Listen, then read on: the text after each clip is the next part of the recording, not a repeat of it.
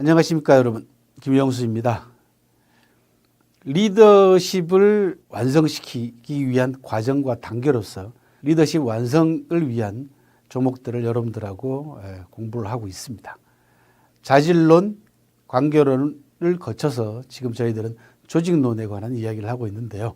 정기적인 인재 기용 방식으로서 과거에 관한 문제를 좀 말씀을 드려볼까 합니다. 자, 과거는 마치 낡은 제도이자 폐지해야 될 그런 나쁜 제도로서 지금까지 많이 인식이 되어 왔습니다. 조선시대 때 남겨놓은 과거제의 폐단이 우리나라 현대사에 들어와서도 고시라고 하는 제도로 고스란히 부활을 했기 때문에 실제로 과거제의 폐단이 고시제에 많이 남아 있습니다. 하지만 과거의 역사를 살펴보게 되면요, 이런 부정적 인식을 걷어내고 보게 되면은 과거제가 처음 출발했을 당시의 원래의 취지, 원래의 의미를 보게 되면 대단히 획기적인 제도였다라는 겁니다. 7세기 무렵에 들어와 가지고 중국이 수나라 때 최초의 과거제를 실시했을 경우엔 서양에서는 생각도 하지 못했던 인재 선발 제도였습니다. 귀족들이 독점해오던 관직을 평민들에게 개방함으로써 누구든지 공부해서 능력이 있으면은 관직에 나갈 수 있는 개방된 인재 기용 시스템이었습니다. 그것도 공식적인 제도로서 확보된 그런 인재 기용 시스템이었고, 또 이것이 나중에 가면요, 정기적으로 인재들을 뽑는 나라의 가장 중요한 인재 기용 시스템으로 정착을 했다는 거죠. 오죽했으면 당나라 태종 같은 사람은요, 과거 시험 보러 오는 인재들을 궁궐에서 이렇게 내려다보면서 천하의 영웅들이 모두 내 자루 속으로 들어오는구나 라고 하는 말로 굉장히 기뻐했다고 얘기를 합니다. 이 과거제도는요, 당나라를 거쳐서 송나라 때 들어오면은 대단히 최고조로 발전하게 됩니다. 송나라 때 과거에 급제한 사람들은 어느 정도로 대우를 받았냐 그러면요, 과거 급제자 명단이 발표되는 날에는요, 그 방이 붙는 그 장소에 고급 수레들이 수도 없이 몰려왔다라고 얘기합니다. 그 고급 수레들이 어떤 수레들이냐 그러면요, 과거 급제한 사람들을 사회로 삼기 위해서 그 사람들을 태워갈 그런 수레들입니다.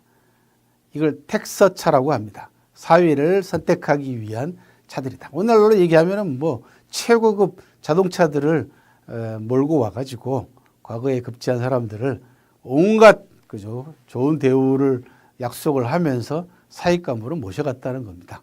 이 정도로 과거에 급제한 인재들에 대한 대우가 정부에서뿐만 아니라 사회적으로도 어마어마한 역할과 영향을 미쳤습니다.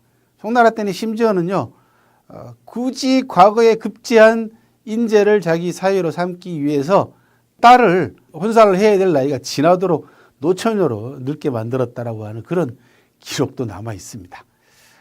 과거제의 원래 취지는 이렇습니다. 특정 세력이 독점하던 관직을 평민들에게까지 완전 개방한 아주 획기적인 인재 기용 시스템이었고, 이것이 더 중요한 것은 정기적으로, 즉 몇 년이면 몇 년마다 인재들을 뽑게 규정을 함으로써 그 인재들이 그 시기에 맞춰서 자기의 실력을 갈고 닦게 준비할 수 있는 적극성을 부여하는 그런 자극제로 작용을 하기도 했습니다. 폐단에 관해서도 당연히 공부를 하셔야 됩니다. 일단은 과거제가 정착되고 난 다음부터는요, 신분이 고착화됩니다. 즉 과거를 통해 가지고 관료가 됨으로써 이들이 또 다른 특권층을 형성을 하게 됩니다. 이게 무슨 말씀을 드리고 싶냐 그러면은 어떤 제도든지 하나로 정착이 되고 그것이 새로운 특권 계층을 형성할 수 있는 기본적인 요소로 작용을 할 경우에는 수시로 그 제도에 대해서 문제의식을 가지고 바꿀 수 있는 그런 탄력적인 사고방식을 가져야 된다, 그런 이야기입니다.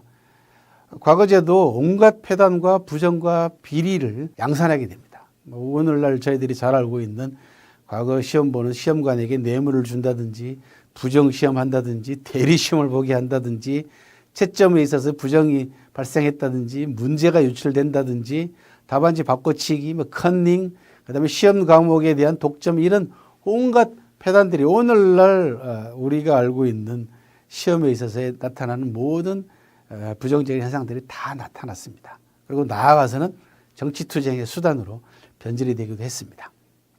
조직 내에 있어서 인재를 기용하는 시스템을 정착시켜 놓았을 경우에도 내부에서 인재들끼리 그 정기적인 인재 기용 시스템을 통해서 조직 내로 들어온 인재들이 자기들끼리 모여가지고 특정 세력으로 특권층으로 형성할 수 있는 가능성은 없는지 이런 부분에 대해서 끊임없이 고민하고 체크해야 된다. 그런 얘기입니다. 제도나 시스템의 장기화에 따른 문제점을 인식해라. 이런 말씀을 드리고 싶은 겁니다. 이 세상에 그리고 역사적으로 완벽한 제도란 없었습니다. 끊임없이 제도는 개선해야만이 또 변화를 주어야만이 언제든지 변화하는 시대상에 맞춰가지고 적응할 수 있는 겁니다. 그리고 무엇보다 중요한 것은 인재의 적극성을 자극할 수 있는 창의적인 방안이 그 제도 속에 스며들어 있어야 된다는 얘기입니다. 시대의 흐름과 변화에 맞는 합리적이고 독창적인 인재 선발 시스템을 정착시켜라. 이런 말씀을 과거를 통해 가지고 여러분들한테 드리고 싶습니다. 그리고 이 과거 제도가 가장 중요한 요소 가운데 하나는 뭐였냐 그러면요. 비록 기업이 어렵더라도 기업이 조금 힘들더라도 인재 선발에 관한 정기적인 시스템은 바꾸면 안 된다라는 얘기입니다. 왜? 고용 창출 이야말로 사회에 기여하는 중요한 요소 가운데 하나이고 리더는 늘 젊은 인재들을 정기적으로 항상 확보하고 기용하겠다라고 하는 철학을 가지고 인재를 기용해야 됩니다. 그러기 위해서는 과거 제도가 던지는 계시 가운데 정기적으로 인재를 꼬박꼬박 천재지변이 일어나도 과거제를 중단하지 않았다라는 점을 기억하시기 바랍니다. 고맙습니다.